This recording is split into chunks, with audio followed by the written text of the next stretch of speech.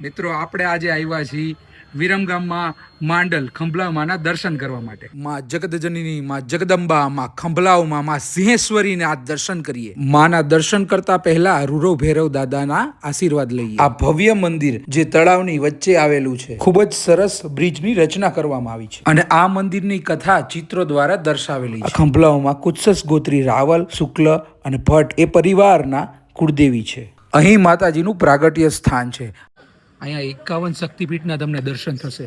હવે તમને લઈ જવું નિજ મંદિર જે ગામમાં આવેલું છે. પહેલાના સમયમાં તળાવમાં દર્શન કરવા જવું અઘરું હતું. માતાજીને આજીજી કરીને ગામમાં લાવવામાં. માં 1000 હાથવાળીના એટલા આશીર્વાદ છે કે એનો એક પણ દીકરો દુખી નથી. અહીંયા શક્તિ સાથે શિવ પણ બિરાજમાન છે. અહીંયા મૃત્યુંજય મહાદેવ પણ બિરાજમાન છે. અહીંયા અખંડ નવચંડી પણ ચાલે છે. મહારાજ સાથે વાત થતા મને જાણવા મળ્યું કે 11 વર્ષથી ચાલે છે. એટલું જ નહીં, તળાવના મંદિરે લક્ષચંડી મહાયજ્ઞ થયો, જે પોતે જ એક રેકોર્ડ બની ગયો છે.